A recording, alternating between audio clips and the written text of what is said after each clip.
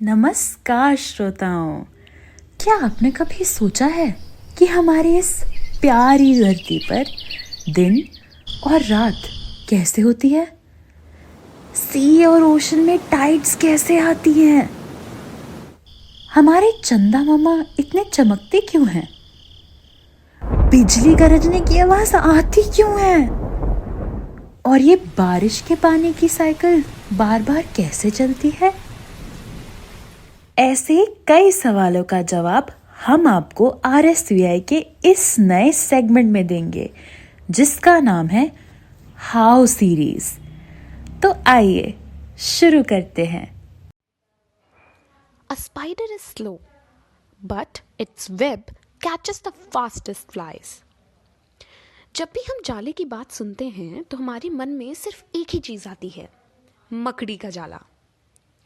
मकड़ी के जाले आकर्षक होते हैं क्योंकि वे सुंदर होते हैं और कई उद्देश्यों की पूर्ति करते हैं। सभी जालों का उपयोग शिकार को पकड़ने के लिए नहीं किया जाता और कुछ मकड़ियां बिल्कुल भी जाल बनाती ही नहीं हैं। हम आम तौर पर मकड़ी जाल शब्द का प्रयोग ताज़ा जाले को संबंधित करने के लिए करते हैं, जो अभी भी मकड़ी द्वारा उपयोग किया जा रहा है।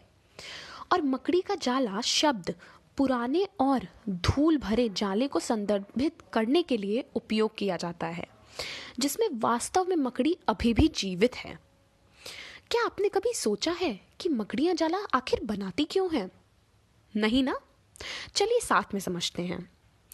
वेब शिकार पर जाएं और जो विभिन्न जाल आपको मिले उनकी तस्वीरें लें। मकड़ियों पेड़ों पे या फिर घरों के अंदर और नम हिस्सों को कोने पे अपना जाला बनाती हैं। आपने ये तो देखा ही होगा। कहीं भी किसी भी ऐसी अंधेरी जगह पे जहाँ पे धूल धक्कड़ है, वहाँ पे आपको एक या दो मकड़ी के जाले ज़रूर ही दिख जाएंगे। यदि आपने कभी कोई नया घर बनते देखा होगा तो आप जानते ही होंगे कि मजदूर घर को ढांचा बनाने के लिए लकड़ी के तख्तों का उपयोग करते हैं।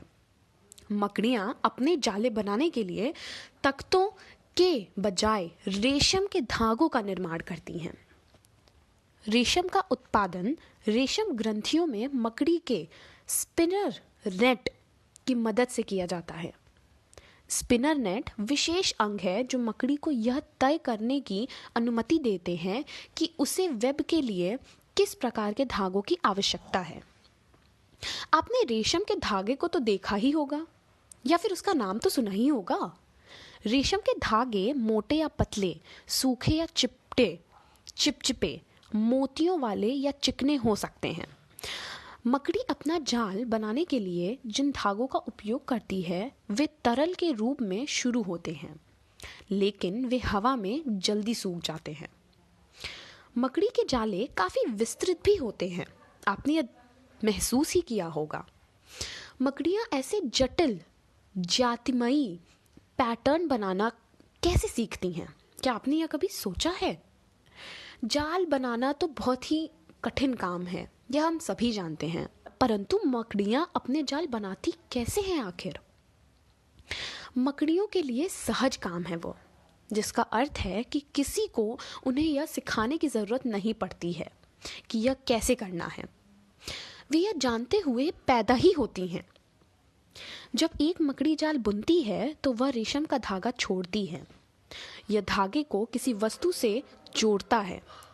एक शाखा, एक कमरे का एक कोना, एक चौखट, जहाँ भी यह अपना जाल बनाता है। जैसे जैसे मकड़ी आगे पीछे चलती हैं, यह अधिक धागे जोड़ती हैं, जाल को मजबूत करने के लिए और एक पैटर्न बनाती हैं। पर यह प्रश्न फिर भी उठता है कि मकड़ियाँ आखिर जाला बनाती ही क्यों हैं? इसका उत्तर भी आप खुद ही देंगे। बताइए, जब आपको भोजन की आवश्यकता होती है तो आप किराने की दुकान पर जाते हैं या नहीं?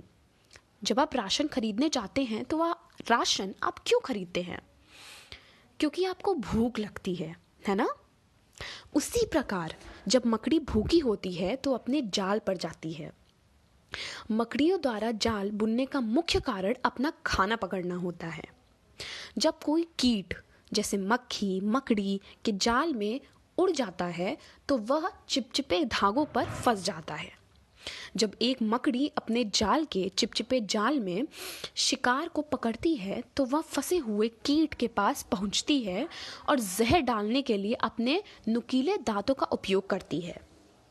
जहर या तो शिकार को मार देता है या उसे पंग बना देता है, जिससे मकड़ी शांति से अपने रात्रि भोग का आनंद ले लेती हैं। हालांकि सभी मकड़ियां भोजन के लिए जाले का उपयोग नहीं करती। अन्य मकड़ियां अपने शिकार का पीछा करती हैं।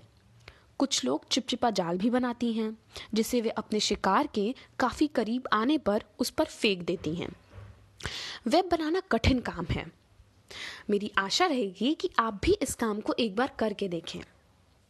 अपनी पेन उठाएं और कॉपी उठाएं और चलिए साथ में बनाते हैं हम मकड़ी का जाला। आशा है कि आप सभी के हाउस सीरीज के आज के सत्र का आनंद लिया होगा। सुनने के लिए धन्यवाद।